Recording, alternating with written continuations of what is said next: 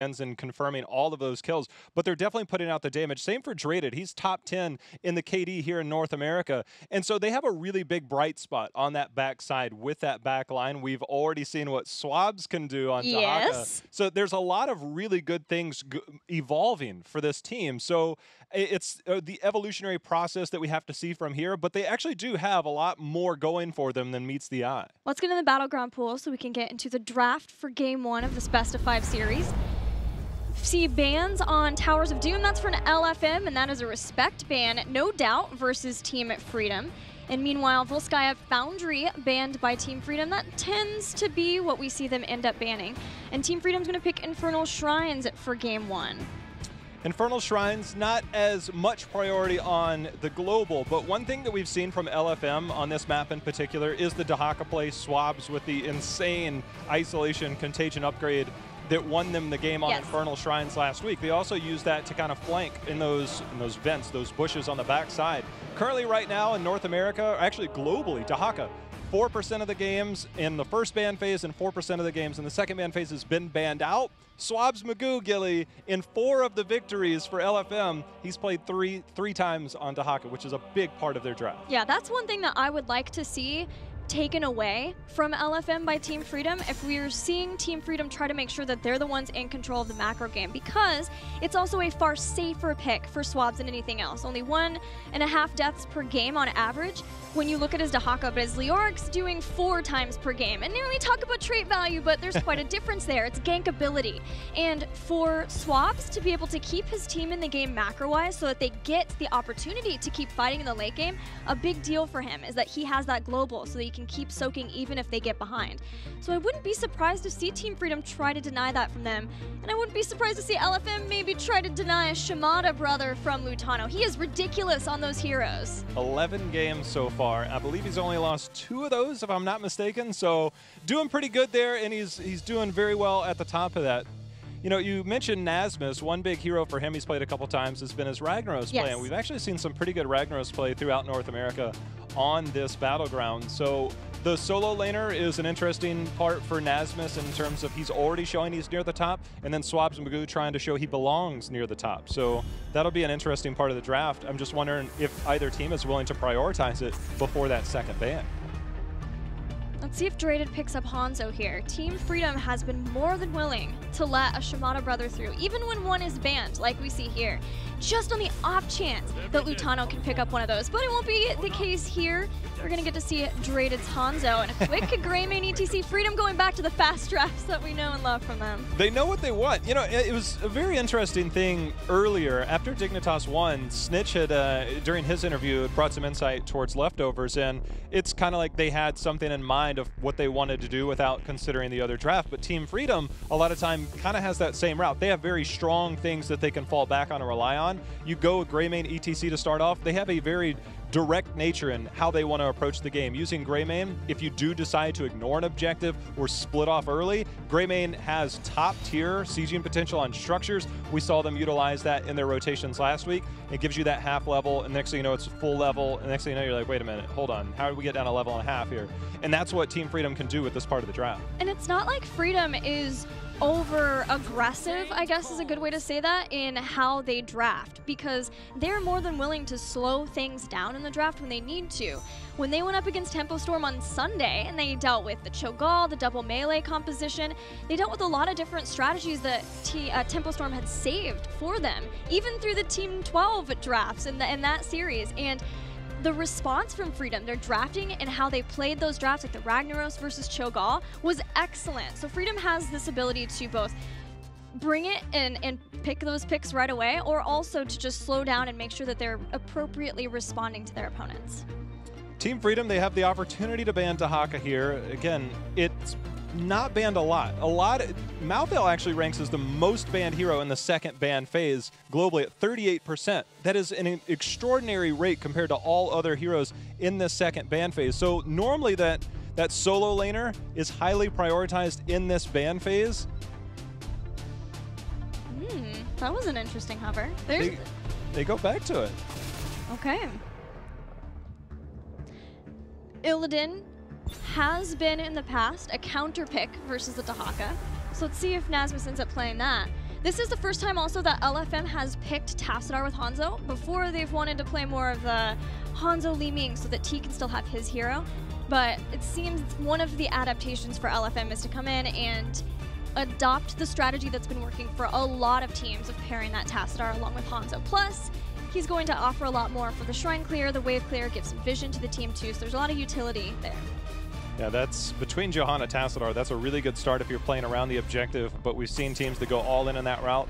Doesn't really excel, but getting a strong part of that Shrine control is denying some of that Shrine control in Gul'dan, who is literally almost second to none in terms of the amount of control and poke that he gets. We've seen more of the Echoed Corruption build as opposed to that Fell Flame build at 1, which is a little bit safer, I think, for a lot of people. Yeah. And we've kind of seen it kind of shift back towards that. Ooh. I do believe that's the first Collusion Alex Straza pick. That is true. Very nice. And Tychus.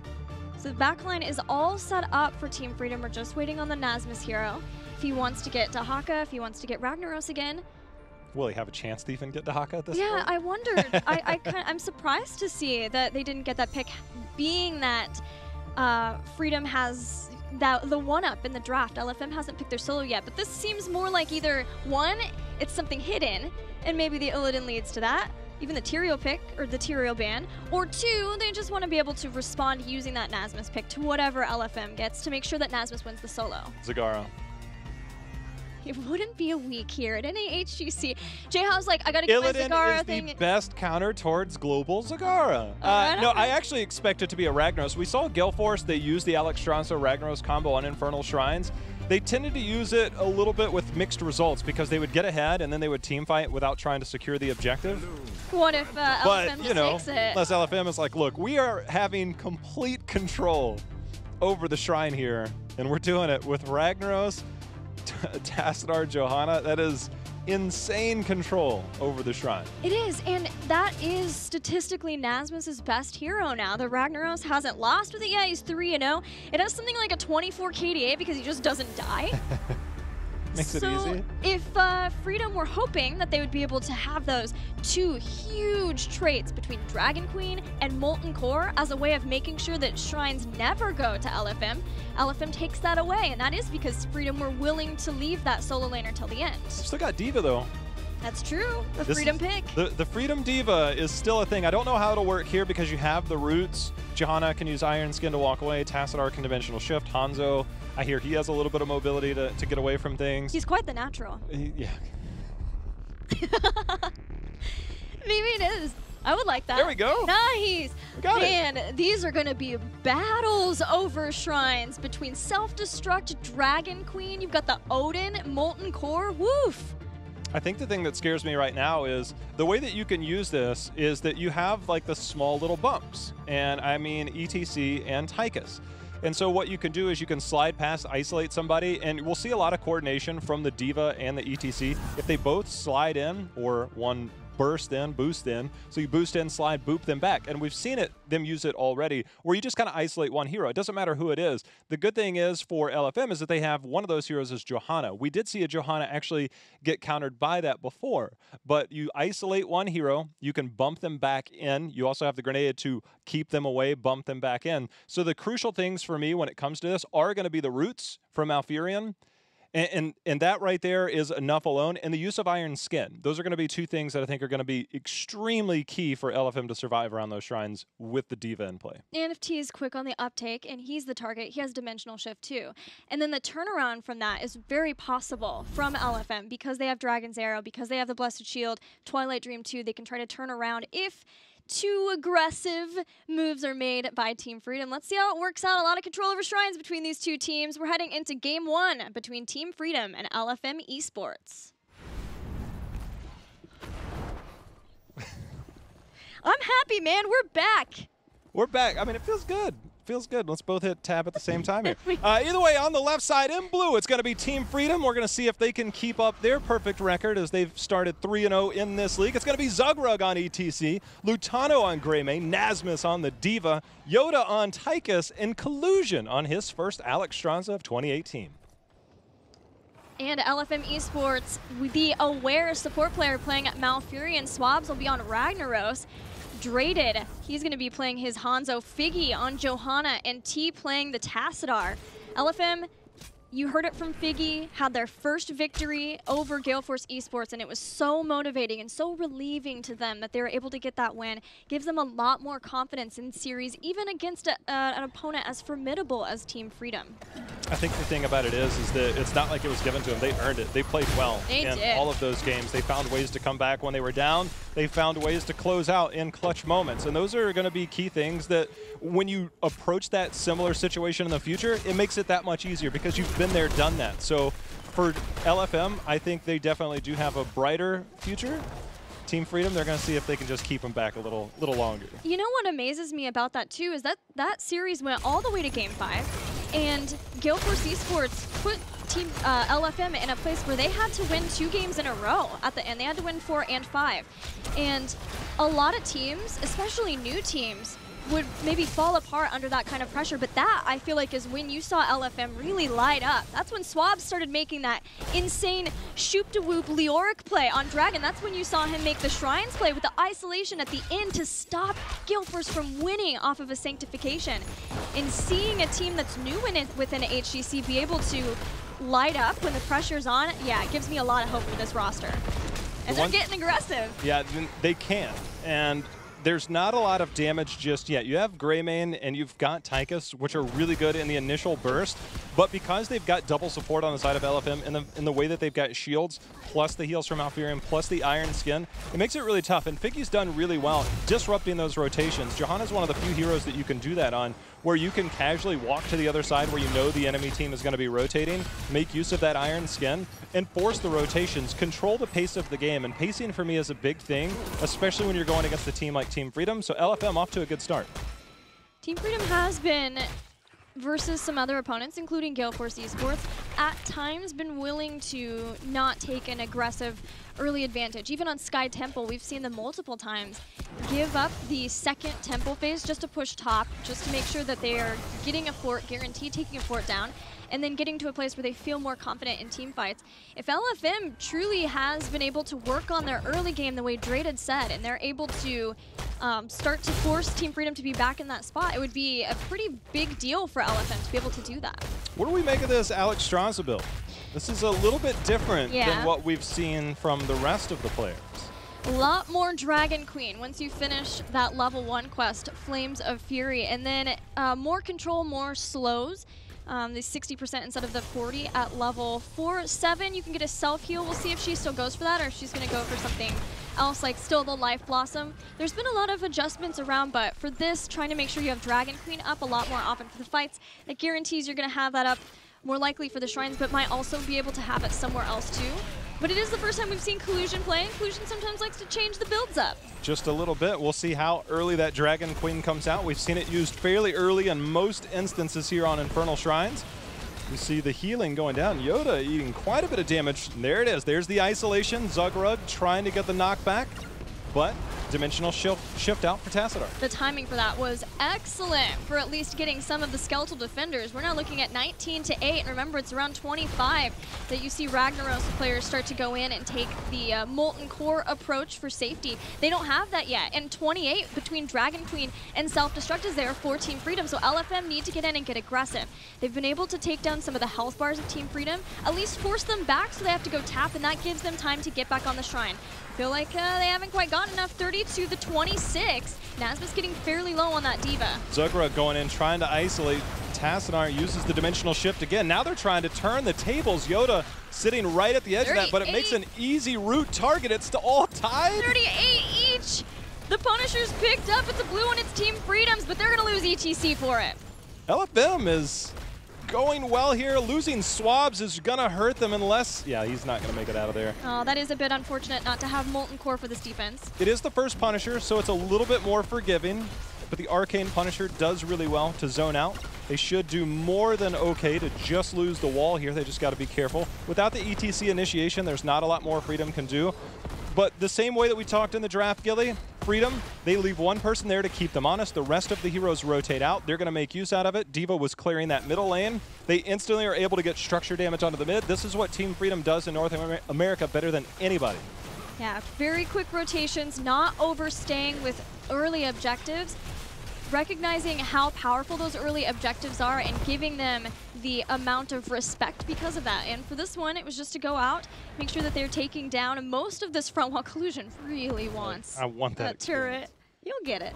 But see, that's where things are different, right? Is that in most North American scenes, we'll see teams either leave altogether, but this is a team that's able to get not one wall, but 2 walls with the first Punisher. And a lot of times it's like, all right, maybe we got a wall and a little bit of fort damage. Maybe we got another lane worth of damage. But we're talking about 2 complete walls. And that's what Team Freedom is doing differently. Figgy's going to get caught out here for another takedown. But Team Freedom, it was tied even, 8-8. Now all of a sudden, it's 9 3/4 to 9. This is the incremental part that is so valuable to the way their team plays. And it's cool to see them, even though they don't quite have that 10, recognize that they're so close to it, and they got that Johanna kill that LFM can't do anything about this invade.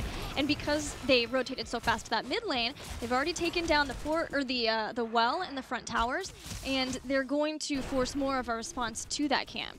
Not only do we see a change up for the Alex Straza build, but also for Nasmus's D.Va build, getting Aggression Matrix for the cooldown reduction of Defense Matrix, and then having Fusion Generator at level 4 allows to make sure that he has his self-destruct up a lot more while at the same time reducing some of the damage of LFM. So sort of like the same that we see from the Alex Straza. Wanting to have more Dragon Queens, same thing goes for more self-destructs. Makes it a bit easier when you're going against Tassadar, who gets quite a bit of ticks out of both his auto attack and his Psy Storm. So long as he positions himself appropriately, definitely gets tremendous value out of that. Level 10, though, picked up here by both teams. Nothing out of the ordinary. No lava wave this game. We'll get that Sulfurous Smash. We'll see if Ragnaros can find a way to bring down the hammer in one of these team fights to try and turn it around. Yeah, and there is the very big possibility of pulling Team Freedom into a choke, having the Blessed Shield, Sulfurous Smash, Twilight Dream, Dragon's Arrow, all of that at once, something to set up the other ones, and being able to get kills off of it. We'll see if Team Freedom is willing to bite in those scenarios, or if they feel like with the Dragon Queen, the Odin, and then just the posturing of that self-destruct and ETC is enough that they never really need to be pulled in past their half, their side of the shrine. That is one heck of a combo. I mean, if you can get the Blessed Shield into that Dragon Arrow alone, that's a good start. You throw the big smash down on top of it. I think you got me sold on that combo. I want to see it now. Let's see it, LFM. Here's your chance to shrine and shine. Chance to shrine. All right, here we go. We saw LFM get a little bit late to the party with Ragnaros before. This time, all 5 are here in time, and Odin is out. See when the Dragon Queen comes out, as well as Molten Core. And self-destruct, it's built up and ready. Zugruk and Nasmus up in front. Everyone, for the most part, from LFM staying off until they see that self-destruct when it goes down and waiting out that Odin. The Dragon Queen's been used by Collusion, 17-17. Another close shrine, J-How. Another close one. Swab's finally going out there, getting that extra movement speed we see, but it's up to the rest of Team Freedom to sustain here. The D.Va mech explosion going in. T just fine on the backside. Molten Core is out. It's starting to catch up. Yeah, they're starting to bring that back up. Not too much was done with the self-destruct. Well, the Dragon Queen did get a lot. Oh, there's a Furious Smash, hits Nasmus. Zugruk, though, in the back with the 2-man mosh pit. There goes the damage. Hanzo and Malfurion are gone in the blink of an eye as Team Freedom takes 2 quick kills and looks to take this shrine. Just like that, the mosh pit is there. Sulfurous Smash. The minute Sulfurous Smash was used, Gilly, it opened the door for Freedom to go in and take advantage of that. All you had to really do is catch the right person. They've got Hanzo. They got a lot going there as far as interrupts. Just a very good awareness on the interrupts, potentially the stuns that were there. Zugrug waited as soon as he saw everything go out. It's an executed mosh pit right there. Yeah. Well executed. It was super smart. Blessed Shield was down, Sulfurous Smash was down, and that might be enough to dissuade LFM from trying to get that wombo that we talked about, unless they know that they've got Zugrug inside of it. Also, Malfurion didn't take Nature's Cure, so even if he's outside of it, doesn't have a way of being able to remove that stun, hopefully let them get them back out before it gets caught back in. So it's going to be rough for LFM, and having Malfurion and Hanzo inside of that wasn't how LFM were hoping that to go. And Team Freedom, they've put a lot into making sure they get these shrines, and so far, the game plan is paying off beautifully. I will say I like that LFM is adapting there. And that was an opportunity. They used Tychus in the top lane to clear out that lane, making sure that those minions could get to the wall, and then Freedom to rotate in with that Grey Mane to try and get some structure damage in. LFM recognized after the first Shrine, where they gave up that second wall, were unwilling to have the same thing happen again. They had a quick rotation, did not give up any structure damage. So credit for LFM for the adaptation here in the middle of the game. LFM still in this, have 13, can look for a team fight somewhere if they can catch someone out. Freedom are playing pretty safely, rotating as a team, safety in numbers, except for D.Va. Figgy checks out, says hello to Nasmus, who boosters away. But even if you catch D.Va, such a safe hero to have off by themselves. And seeing a lot of LFM down at the bottom, Team Freedom are going to use this opportunity just to try to punish LFM for making a rotation altogether except the Tassadar and push down for that final top 4, which is where the next Shrine will be. Yeah, and you kind of got to decide if you're LFM, are we willing to give that up? The problem now is they need to clear this quickly and then fall back in defense of their keep wall. This is kind of a weird spot for most teams, is that, look, by the time you make it up there, you're not going to be able to defend against that because they'll just rotate out earlier. But if you stay down and try and trade, the other team already has a lead. They already have the advantage, and that Shrine is in the top lane. So Team Freedom, a calculated, I guess, showing at the bottom, failed gank attempt, and then instant response. This is the type of macro that I see from the top teams that have been at the international scenes. Freedom has been there, but I've never seen them on this level before, and it looks really good. I'm really impressed by all of the macro decisions that we see from Team Freedom. Yeah, that top push was so good for multiple reasons. You talked about the Shrine, but just the fact that that was the time for LFM to look for a fight. They went for a gank bottom, didn't get it because it's a D.Va, the smart choice for Team Freedom to have by herself, and then using that, immediately pushing top because they were a level ahead already. Now Freedom is still a level ahead, but it's a level ahead with a talent tier, a big talent tier, as the Shrine's about to activate, which forces LFM to try to make sure that they're just getting some camps out on the board. They're trying to get to that 16, but that lets Freedom start the Shrine sooner.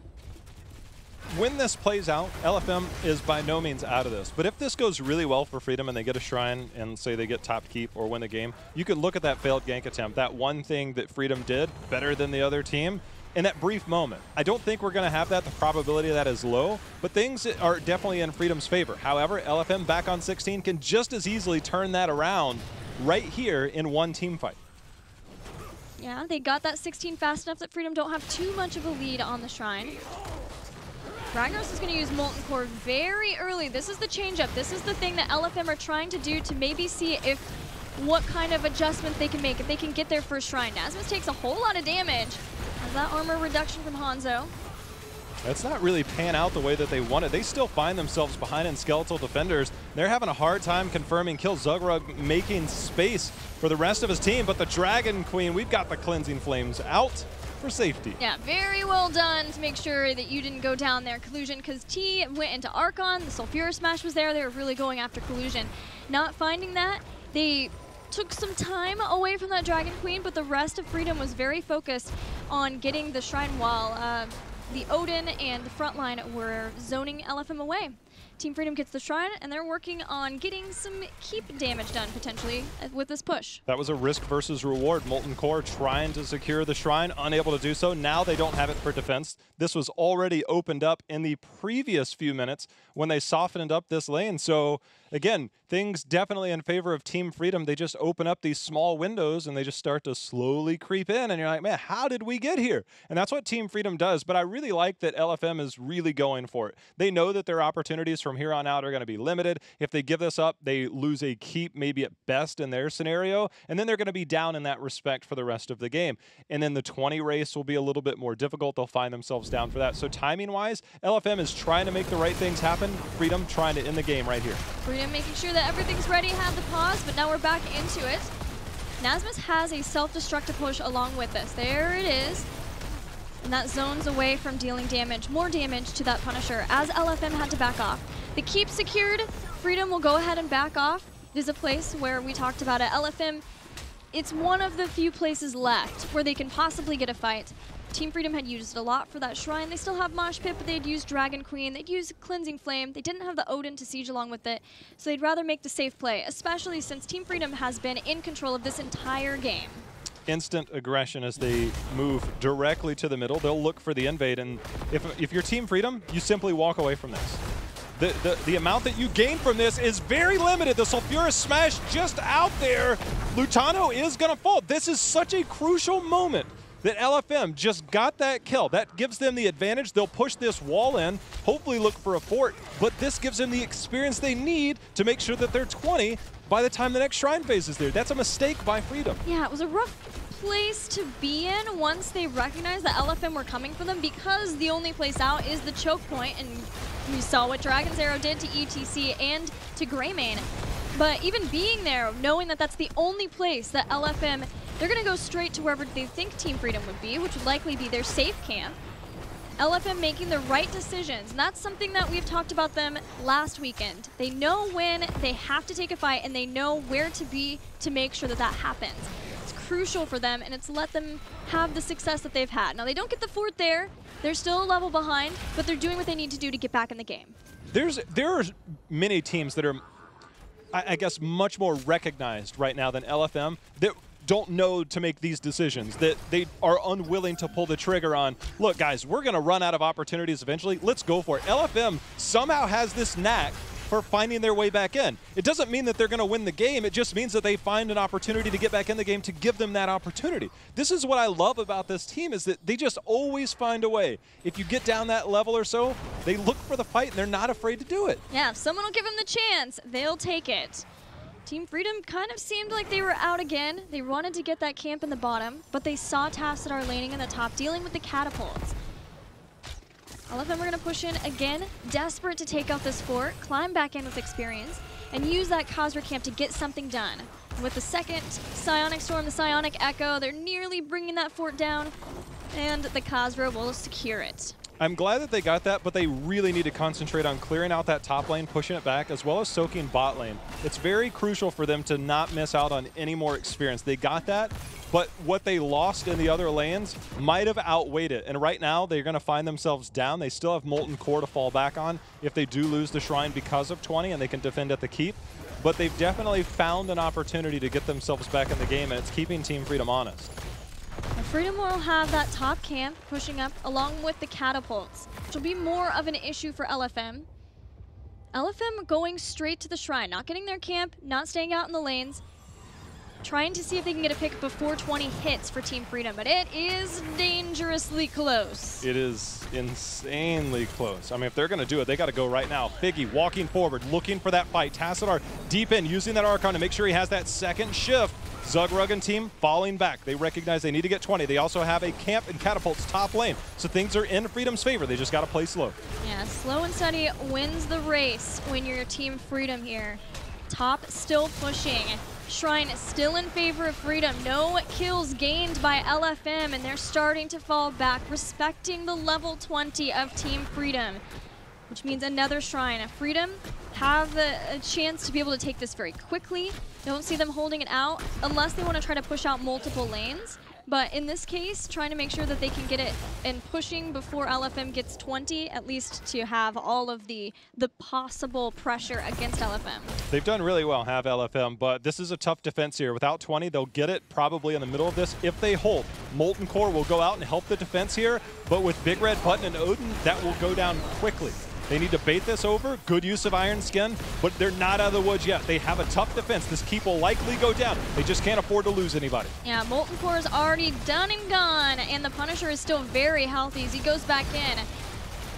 Starting to set up to see if they can get the bait, get the damage. The Odin still goes. The jump is in. They've got the bomb too. Sulfuras Smash goes out. It does a lot of damage to Zugrug, but still Team Freedom staying alive thanks to that Cleansing Flame. They are. They're trying to shield the core, but right now with everybody still alive, they get the takedown on ETC, who's got the Deathmage. That's 2 members down, but 20% and falling is the core of LFM. There we go. All right, I was going to say. Team Freedom taking game number 1, but not without a fight from LFM. Yeah, LFM fought where they could. They fought over the earlier shrines. They went straight over to the Khazra camp and tried to invade, and did get a kill from that. It's just that it wasn't enough for all the damage that they had sustained by that point by Team Freedom. And meanwhile, Freedom did exactly what Yoda said they would do, which is not really give LFM the one thing that they felt maybe would allow LFM to take any wins versus them. I think a lot of people can take note of what Team Freedom is doing, especially on Infernal Shrines. This is 2 weeks in a row I've seen it, and I'm just absolutely impressed by the way that they're using their rotations. A Greymane is a big component of that, by the way, because of the instant structure damage. You split one person off in the lane, you take that 4-man, you have that person soft push out the lane. What that does is it allows the minions to be at that gate wall by the time you rotate up. Teams like Team Expert were kind of like on the front of that when they started, like, what if we just kind of ignore the objective, right? But then it was really Dignitas. Dignitas has one of the best examples I've ever seen when they used a Leoric, Abathur, Greymane composition on this against the North American team last year at BlizzCon. It was one of the most impressive performances, and it looks like Team Freedom has really picked up on that. And I think that this battleground for Team Freedom is a huge plus for them. Even in Korea, KSV Black would put on a clinic for how